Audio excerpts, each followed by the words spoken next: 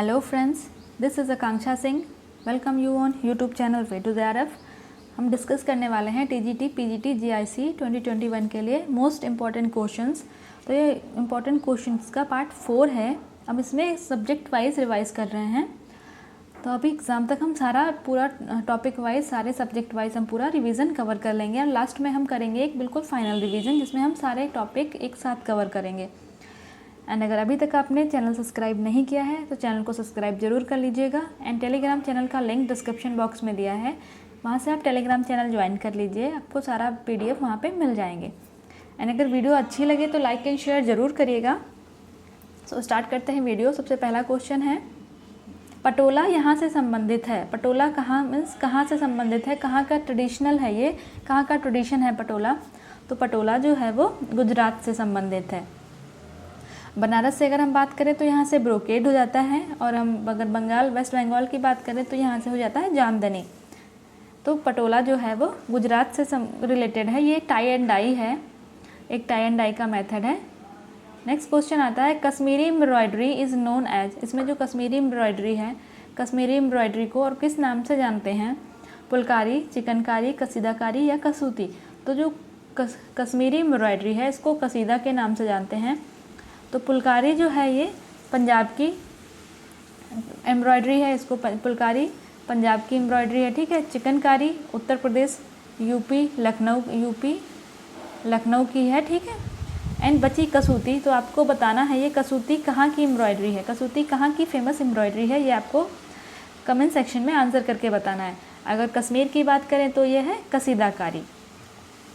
Next question आता है, निम्नलिखित में से कौन सा कढ़ाई का टाँका नहीं है? इनमें से कौन सा कढ़ाई का टाँका नहीं है? तो दबका, फंदा, मेथी, मुर्री। तो जो दबका जो है ये कढ़ाई का टाँका नहीं है। बाकी मेथी हो गया, मुर्री हो गया, फंदा हो गया, ये सब कढ़ाई के कांटे हैं, ठीक है, टाँके हैं, सॉरी, ये कढ़ाई के सारे कढ़ाई के टाँके हैं। दबका को छोड़ के बाकी मेथी है, मुर्री है, फंदा है, ये सब कढ़ाई के टाँके हैं। नेक्स्ट क्वेश्चन आता है, बाटिक कार्य के लिए प्रयुक्त सर्वाधिक आम रंग है। बाटिक, ये बाटिक प्रिंटिंग है, ठीक है। ये भी एक रजिस्ट डाई है जिसमें हम यूज़ करते हैं नेपथॉल डाइस को यूज़ करते हैं, क्योंकि बाटिक के लिए हम मोम का प्रयोग करते हैं, मोम को यूज़ करते हैं। वैक्स बाटिक जब प्रिंटिंग करते हैं तब हमें जिस भी एरिया में कलर नहीं चाहिए होता है वहाँ पे हम वैक्स अप्लाई करते हैं, मोम लगा देते हैं। और अगर हम, क्योंकि नॉर्मल टाई एंड डाई जो हम करते हैं वो हाई टेम्परेचर में पानी में कलर उबाल के फिर उसमें टाई एंड डाई करते हैं, बट अगर हम हाई टेम्परेचर पे बाटिक करेंगे तो वैक्स सारा निकल जाएगा। तो इसीलिए जो बाटिक के लिए जो कलर यूज़ होते हैं वो नेपथॉल डाइज होती है, और नेपथॉल डाइज को हम एजोइक डाई या फिर आइस कलर भी बोलते हैं। तो ये नेपथॉल डाइज जो होती हैं ये बाटिक प्रिंटिंग के लिए यूज़ की जाती हैं। नेक्स्ट क्वेश्चन आता है, कौन सी कढ़ाई का सुमेल नहीं है? इनमें से कौन सी कढ़ाई का सुमेल नहीं है? कसूती कर्नाटका की है, कच्छ गुजरात की है, मुर्री, देखो चिकनकारी का एक टाइप है वो है मुर्री, तो ये लखनऊ का है। अब बचा क्या? मोती भारत। ये मोती भारत दिल्ली का नहीं है, तो ये हो गया गलत। तो ठीक है, मोती भारत ये गलत सुमेलित है, बाकी तीनों जो हैं वो सही हैं। कसूती है कर्नाटक की, कच्छ गुजरात की, मुर्री मीन्स चिकनकारी जो कि है लखनऊ की। नेक्स्ट क्वेश्चन आता है, प्लैकेट किसे कहते हैं? प्लैकेट क्या होता है? जो प्लैकेट होता है ये एक बटन की पट्टी होती है, जो टी-शर्ट्स वगैरह होती है जहाँ पे जो बटन लगाते हैं ऊपर, वो बटन में एक देखो अलग से एक पट्टी जैसी जुड़ी होती है, उसमें ऊपर से हम बटन लगाते हैं, तो उसको हम प्लैकेट बोलते हैं। प्लैकेट जो होता है, जो बटन वाली पट्टी होती है जहाँ पे हम बटन लगाते हैं, उसको हम, जैसे शर्ट में है, शर्ट में जो बटन लगाते हैं, बटन वाली जो जगह पे देखो वो अलग से ऊपर से एक पट्टी जोड़ते हैं, उसको हम प्लैकेट बोलते हैं। नेक्स्ट क्वेश्चन आता है, फैशन चक्र में पहला सोपान कौन सा है? फैशन चक्र, फैशन साइकिल का जो सबसे पहला स्टेप है वो क्या है? तो फैशन साइकिल का जो सबसे पहला स्टेप है उसको हम इनोवेशन बोलते हैं। कोई भी साइकिल हो, अगर वहाँ पे हम बात कर रहे हैं स्टेप्स हैं, तो मोस्टली उनमें सबसे पहला जो स्टेप होता है वो इनोवेशन ही होता है। तो ये फैशन चक्र की भी बात करें तो इसमें सबसे पहला जो स्टेप है वो होता है इनोवेशन, नव प्रवर्तन, ठीक है। इनोवेशन है, फिर राइज होगा, एक्सेप्टेंस होगा, जनरल एक्सेप्टेंस होगा, डिक्लाइन होगा एंड ऑब्सोलेंस होगा। तो इसके टोटल 6 स्टेप्स हैं और जो पहला स्टेप है वो है इनोवेशन। नेक्स्ट क्वेश्चन आता है, वी गला इन व्यक्तियों के प्रयोग में लाने से बचना चाहिए। वी नेक कौन से लोगों को नहीं पहनना चाहिए? तो जो वी नेक, क्योंकि ये वी नेक से डीप एक लेंथ की, जो जिनकी हाइट कम है उनको तो ये वी नेक वाले गले पहनने चाहिए, उनसे उनकी जो है हाइट थोड़ी इम्प्रूव दिखती है।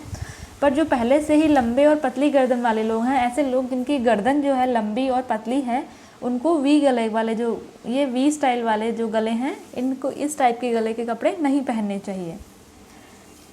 नेक्स्ट क्वेश्चन आता है, वस्त्र में क्षैतिज या आड़ी रेखाएं। क्षैतिज या आड़ी मतलब जो हॉरिजॉन्टल रेखाएं हैं, इनका प्रयोग अगर हम हॉरिजॉन्टल रेखाओं को अपने कपड़ों में यूज़ करेंगे तो उससे क्या होगा? व्यक्ति की मोटाई अधिक दिखेगी और लंबाई कम दिखेगी। तो ये ए और बी दोनों ऑप्शन सही हैं। जब हॉरिजॉन्टल लाइंस हम यूज़ करते हैं ऐसे, तो इसमें से देखो, हम जो पर्सन जो भी हॉरिजॉन्टल लाइन वाले कपड़े पहन रहा है वो मोटा अधिक दिखेगा और लंबा कम दिखेगा। लंबाई दिखने के लिए हम वर्टिकल लाइंस यूज़ करते हैं। तो यहाँ पे ऑप्शन नंबर सी सही है कि व्यक्ति की मोटाई अधिक दिखेगी और लंबाई कम दिखती है। नेक्स्ट क्वेश्चन आता है, सुई के चुनाव में सबसे महत्वपूर्ण कारक क्या है? जो हम सुई चुनते हैं, जब हमें कहीं सिलाई करनी है, तो स्विंग करनी है, तो उसके लिए सुई का सिलेक्शन करते हैं, तो वो उसके लिए मेन क्राइटेरिया क्या होता है? जब हम सुई का सिलेक्शन करते हैं उसके लिए मेन क्राइटेरिया होता है कि टाइप ऑफ फैब्रिक क्या है, कपड़े का प्रकार क्या है।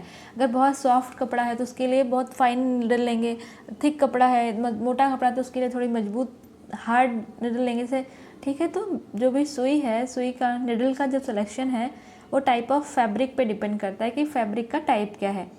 नेक्स्ट क्वेश्चन आता है, सेल्फ हेल्प फीचर आते हैं। जो सेल्फ हेल्प फीचर होते हैं ये बच्चों के कपड़ों में होते हैं, स्पेशली जो अबाउट 2 3 ईयर के बच्चे होते हैं, 2 to 3 ईयर के बच्चे, इनके कपड़ों में सेल्फ हेल्प की फीचर आते हैं। सेल्फ हेल्प फीचर मीन्स जो कपड़े पहनने में या उनमें जो बांधने के लिए कुछ है, टक करने के लिए कुछ है, तो उनको ईजी बनाते हो। तो जो इलास्टिक और चुटपुट होते हैं ये सेल्फ हेल्प फीचर में आते हैं, क्योंकि इलास्टिक है, पकड़ के खींच दिया, इलास्टिक है, चुटपुट है, उसको ऐसे लगा दिया वो बंद हो जाएगा। बट अगर वहीं पे हम बात करें, हुक वगैरह लगाने हैं, बटन लगाने हैं, रिबन या डोरी बांधनी है, तो बच्चे इनको नहीं बांध पाते हैं। इसीलिए जो सेल्फ हेल्प फीचर वाले जो ये होते हैं ये बच्चों के कपड़ों में होते हैं, और इलास्टिक है, चुटपुट है, ये सेल्फ हेल्प फीचर ग्रुप में आते हैं। नेक्स्ट क्वेश्चन आता है, परिधान की शैली कैसी होनी चाहिए? तो जो परिधान की शैली है वो हमारे जीवन शैली से मेल खाती हुई होनी चाहिए। और वो क्यों? क्योंकि अगर हम कहीं शादी फंक्शन में जा रहे हैं तो हमें वहाँ के अकॉर्डिंग कपड़े पहनने होंगे, फिर या कहीं अगर पूजा में जा रहे हैं, मंदिर में जा रहे हैं, तो उसके अकॉर्डिंग कपड़े होंगे। तो जहाँ पे जैसी सिचुएशन है, जहाँ पे जैसा जिस दिन जैसा हमारा शैली है उसके अकॉर्डिंग कपड़े पहन के जाना चाहिए। तो जो परिधान की शैली है वो हमारी जीवन शैली से मेल खाती हुई होनी चाहिए।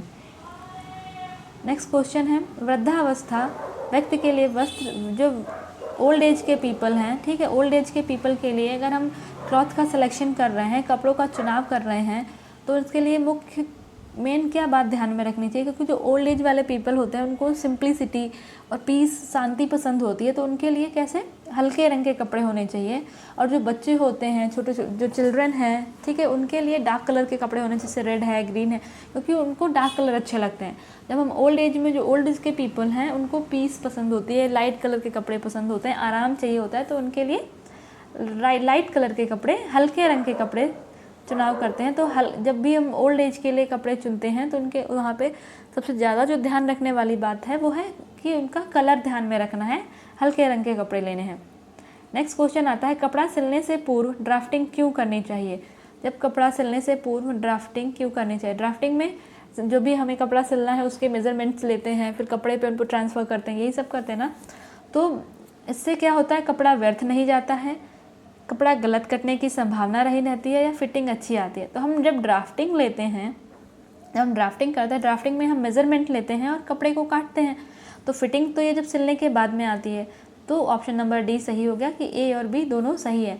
इससे कपड़ा जो है ज़्यादा ख़राब नहीं होता है और कपड़े के गलत कटने की संभावना भी जो है वो कम हो जाती है, कि जब हम ड्राफ्टिंग कर लेंगे, सारे मेजरमेंट्स ले लेंगे पहले से ही, तो इससे कपड़ा ख़राब भी नहीं होगा और उसमें उससे वो गलत भी नहीं कटेगा। नेक्स्ट क्वेश्चन आता है, वस्त्रों को डमी पर पहनाकर देखते हैं।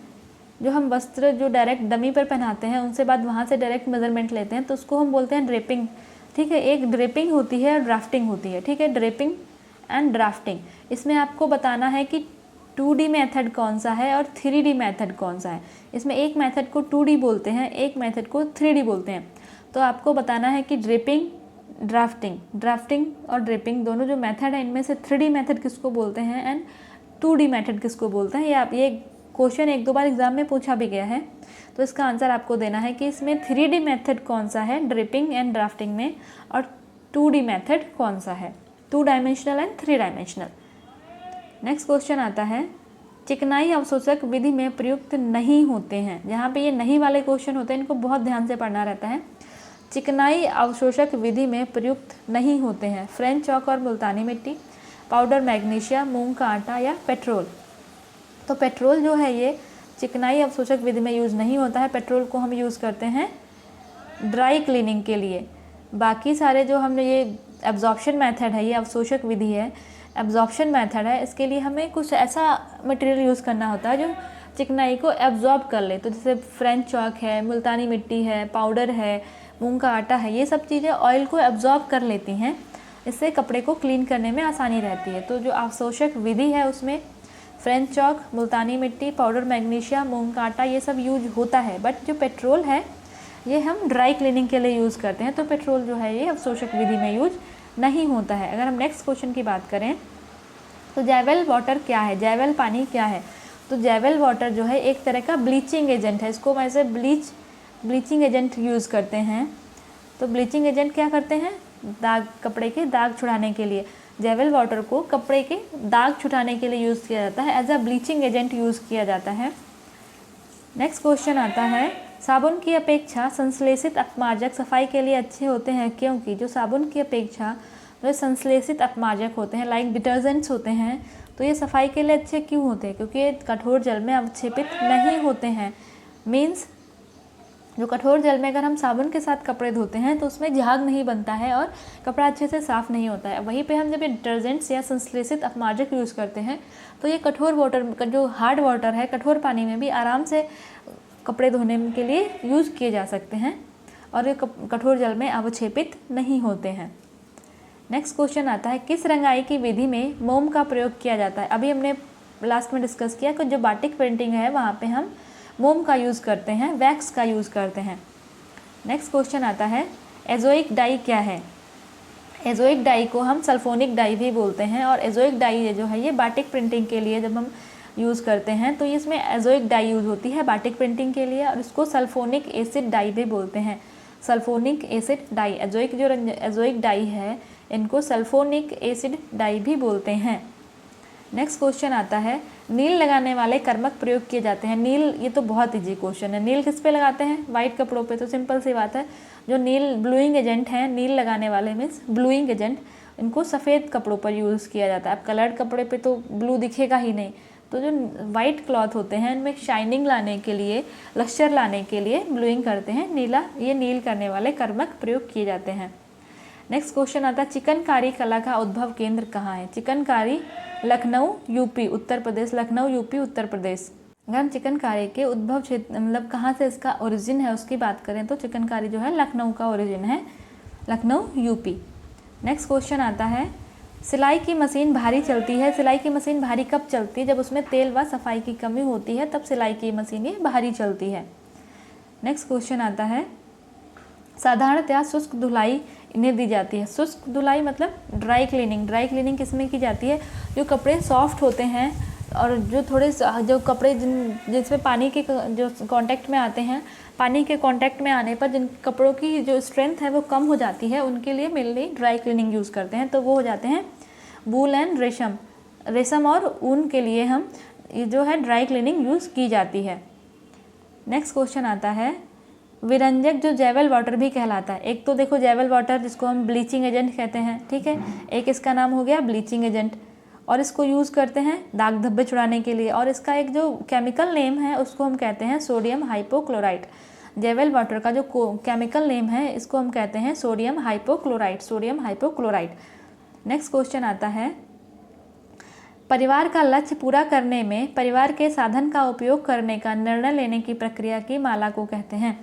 जब हमारे जो भी परिवार के लक्ष्य हैं उनको पूरा करने के लिए जो हमारे पास जो भी रिसोर्सेज उपलब्ध हैं उन्हीं से तो हम पूरा करेंगे अपने परिवार के लक्ष्य, तो उसको हम कहते हैं गृह प्रबंधन। नेक्स्ट क्वेश्चन आता है, प्रबंधन विज्ञान और कला दोनों है। जो गृह प्रबंधन है या मैनेजमेंट की अगर हम बात करें, सिंपली मैनेजमेंट जो है तो वो विज्ञान और कला दोनों है। इससे ये बिल्कुल सही है, इससे सहमत हैं। मीन्स ये जो प्रबंधन है ये विज्ञान और कला दोनों है। नेक्स्ट क्वेश्चन आता है, गृह प्रबंधन है, गृह प्रबंधन है क्या? तो गृह प्रबंधन सोर्स जो भी हमारे पास अवेलेबल सोर्स हैं उनको इस प्रकार से यूज़ करना कि हमारे जो भी हमारे गोल्स हैं, जो हमारे एम्स हैं, उनको हम प्राप्त कर सकें। मीन्स हमारे पास जो भी अवेलेबल रिसोर्सेज हैं उनको इस तरह से प्रयोग करना कि जो भी हमारा एम है या हमारा जो गोल है उसको हम प्राप्त कर सकें। यह है गृह प्रबंधन। नेक्स्ट क्वेश्चन आता है, रेयॉन निर्माण की एक प्रमुख विधि है। रेयॉन, तो इसकी एक प्रमुख विधि है विस्कस। यहीं पे अगर बोला होता कि विस्कस रेयॉन कैसे बनता है तो वो बनता है मेल्ट स्पिनिंग से। और सिंपल अगर बात की है रेयॉन की तो ये बनता है विस्कस विधि से, क्योंकि यहाँ पे मेल्ट स्पिनिंग दिया नहीं है तो ये विस्कस मेथड हो जाएगा। अगर यहाँ पे मेल्ट स्पिनिंग दिया होता तो हम यहाँ पे सेलेक्ट करते मेल्ट स्पिनिंग को। नेक्स्ट क्वेश्चन आता है, अब फाइबर का नाम बताएं जो डाईहाइड्रिक अल्कोहल और डाईकार्बोक्सिलिक एसिड के साथ प्रक्रिया करता है। क्या है? डाईहाइड्रिक अल्कोहल, डाईकार्बोक्सिलिक एसिड, इससे बनता है पॉलिएस्टर। पॉलिएस्टर जो है वो डाईहाइड्रिक अल्कोहल, डाईकार्बोक्सिलिक एसिड जब एक साथ मिलाते हैं तब बनता है पॉलिएस्टर। नेक्स्ट क्वेश्चन आता है, रेटिंग की प्रक्रिया किस रेशे के निर्माण में उपयोगी है?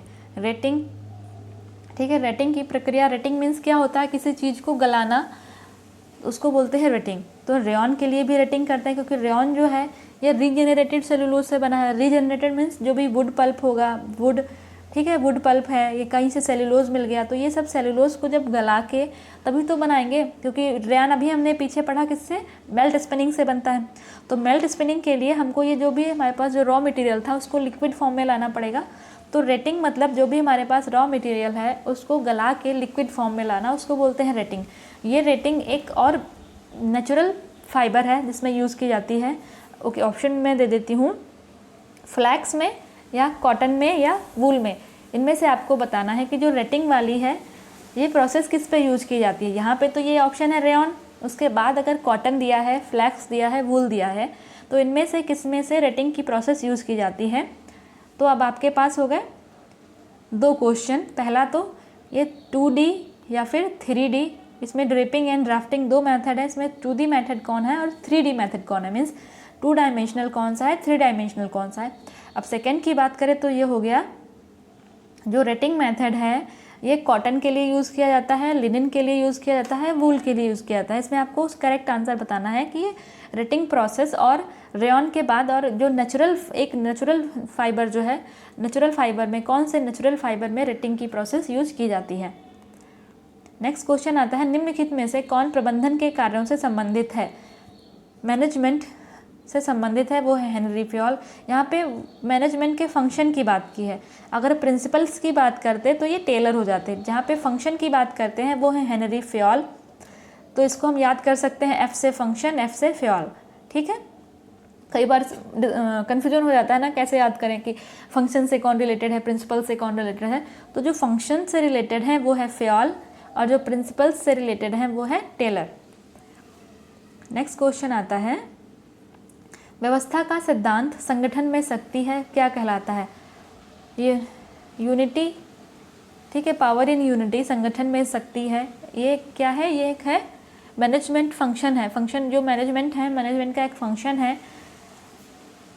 तो सॉरी, ये मैनेजमेंट का प्रिंसिपल है। ठीक है, जब हम यूनिटी की बात करते हैं तो ये मैनेजमेंट का एक प्रिंसिपल है और इसको क्या कहलाता है? तो ये कहलाता है spirit D corpus. Spirit D corpus का मतलब होता है संगठन में शक्ति। ये मैनेजमेंट का एक प्रिंसिपल है। स्पिरिट डी कॉर्पस मीन्स यहाँ पे हम बात करते हैं टीम वर्क की, कि टीम वर्क कैसे करना है। अगर टीम में जब काम करते हैं तो कैसे ही टीम में काम होता है, तो उसको बोलते हैं spirit D corpus. Next question आता है, कॉफ़ी बनाना। तो कॉफ़ी बनाना क्या है? तो कॉफ़ी बनाना एक ये आदत है, क्योंकि अगर कॉफ़ी बना रहे हैं डेली, एक टाइम पे कॉफ़ी बनती है तो वो आदत में आ जाता है। उसके लिए फिर बहुत ज़्यादा थिंकिंग मीन्स मेंटल डिसीजन की ज़रूरत नहीं पड़ती है। तो ये कॉफ़ी बनाना जो है ये एक आदत की प्रक्रिया है। नेक्स्ट क्वेश्चन आता है, आयोजनाबद्ध भागीदारी के कारण अभिवृत्तियों के परिवर्तन के लिए उदाहरण है। जो आयोजनाबद्ध भागीदारी, उसके लिए अभिवृत्तियों के परिवर्तन के लिए एक उदाहरण है, वो उदाहरण है साझेदारी और निर्णय। जब साझेदारी और निर्णय से काम करते हैं तो जो भी काम होगा उसमें पूरा प्लानिंग और आयोजना के साथ होगा, उसको साझेदारी और निर्णय निर्माण। किसके अनुसार मनुष्य का आवास बाह्य तत्वों से सुरक्षा से अधिक बहुत कुछ होता है। मीन्स बाह्य जो एक्सटर्नल सेफ्टी है, एक्सटर्नल प्राइवेसी है, उसके साथ साथ बहुत कुछ है। ये किसने कहा है? ये कहा है, बेयर ने कहा है कि जो मनुष्य का जो आवास है वो एक्सटर्नल सेफ्टी के साथ साथ उसमें और भी बहुत सारी चीज़ें अफेक्ट करती हैं। ये कहा है बेयर ने। किसी बिंदु पर कुछ करने की इच्छा है तो उसको क्या कहते हैं? जो हमारा एक फाइनल पॉइंट है। जैसे अभी हम यहाँ पे क्या कर रहे हैं, अभी हमें टीजीटी की प्रिपरेशन कर रहे हैं, हमें टीजीटी का एग्जाम देना, ये एक हमारा फाइनल पॉइंट है। तो हम जब किसी एक फाइनल पॉइंट के लिए कुछ काम करते हैं उसको क्या कहते हैं? उसको हम कहते हैं लक्ष्य। क्योंकि अभी टीजीटी को क्लियर करना यही एक मेन है, एम है, तो वो हमारा एक फाइनल पॉइंट है। तो किसी एक बिंदु के लिए जिसके लिए हम काम करते हैं उसको हम लक्ष्य बोलते हैं। पार्कर के अनुसार आराम, मानव व्यवहार ये और मूल्य, ये सब प्रेरणा के सोर्स हैं। तो ये सत्य है। तो पार्कर ने कहा है कि हम आराम अगर हमें मिल रहा है, मोटिवेशन मिल रहा है, तो ये सभी ह्यूमन वैल्यू मीन्स मूल्य का काम करते हैं, ह्यूमन को मोटिवेट करने का काम करते हैं। तो ये करेक्ट स्टेटमेंट है। भारत सरकार द्वारा नियोजन आयोग की स्थापना की गई थी। नियोजन आयोग मीन्स प्लानिंग कमीशन। तो भारत सरकार के द्वारा प्लानिंग कमीशन कब स्थापित किया गया था? तो प्लानिंग कमीशन जो है ये फर्स्ट 5 ईयर प्लान में स्टार्ट किया गया था 1950 में। और अभी ये प्लानिंग नियोजन है, इसका नाम बदल के कर दिया गया है नीति आयोग। जो उसको नाम 2015 में इसका नाम बदल के नीति आयोग कर दिया गया है। और इसके पहले यही काम था नियोजन आयोग का, प्लानिंग कमीशन। और यही प्लानिंग कमीशन है जो 5 पंचवर्षीय योजना बनती थी उन पे क्या काम करना है, ये प्लानिंग कमीशन के थ्रू ये पंचवर्षीय योजना का ड्राफ्ट तैयार किया जाता था, जो कि अब बदल के कर दिया गया है नीति आयोग। और इसको बदला गया था 2015 में नीति आयोग। नेक्स्ट क्वेश्चन है, निर्णय प्रक्रिया का सिद्धांत कौन सा नहीं है? निर्णय प्रक्रिया का सिद्धांत कौन सा नहीं है? मीन्स डिसीजन मेकिंग जब हम करते हैं, डिसीजन मेकिंग प्रोसेस, तो वहाँ पे कौन सा इसका प्रिंसिपल या सिद्धांत नहीं है? समस्या की पहचानना, समस्या के वैकल्पिक समाधान की खोज, समझौता, विकल्प पर विचार विमर्श करना। तो सिंपल सी बात है, जब हम कभी कोई डिसीजन मेकिंग करते हैं, कोई काम करें, तो उस पर हम समझौता नहीं करते हैं। अभी यहाँ पे मेरा से सबका एक मेन एम क्या है? टीजीटी को क्लियर करना। अब यहाँ पे हम कहते हैं अरे टीजीटी नहीं क्लियर हो रहा है तो कोई ऑप्शनल देख लो। तो अब यहाँ पे हम डिसीजन ले रहे हैं, हमें टीजीटी क्लियर करने के लिए हमें क्या करना है, हम इसके लिए डिसीजन ले रहे हैं कि हमारा मेन जो हमारे इंपॉर्टेंट टॉपिक्स हैं उनको पढ़ना है और उसके साथ साथ कैसे कैसे प्रिपरेशन, क्या स्ट्रेटजी यूज़ करनी है, ये सब पढ़ना है। अब कोई कह रहा है कि नहीं यहाँ पे समझौता कर लो कि टीजीटी को छोड़ के कुछ और कर लो, तो ये समझौता नहीं करते हैं। जब भी हम कोई डिसीजन प्रोसेस करते हैं या डिसीजन लेते हैं अपनी किसी भी चीज़ के लिए, तो ये समझौता उसका प्रिंसिपल नहीं है। समझौता कहाँ पे आता है? जहाँ पे कॉन्फ्लिक्ट्स होते हैं। जब कॉन्फ्लिक्ट जहाँ पे होते हैं वहाँ पे समझौता आता है। तो अभी आपको बताना क्या है, जो 2D एंड 3D, ये इसमें ड्रेपिंग एंड ड्राफ्टिंग 2 मेथड हैं। इसमें से 2D 2 डायमेंशनल कौन सा है, 3D 3 डायमेंशनल कौन सा है। उसके बाद जो था रेटिंग, ये रेटिंग की जो प्रोसेस है ये कौन से नेचुरल फाइबर को प्राप्त करने के लिए रेटिंग वाली प्रोसेस की जाती है। ऑप्शन भी दे दिया था, कॉटन है, फ्लैक्स है, वूल है, इनमें से कौन सा है जिसके लिए रेटिंग की प्रोसेस की जाती है।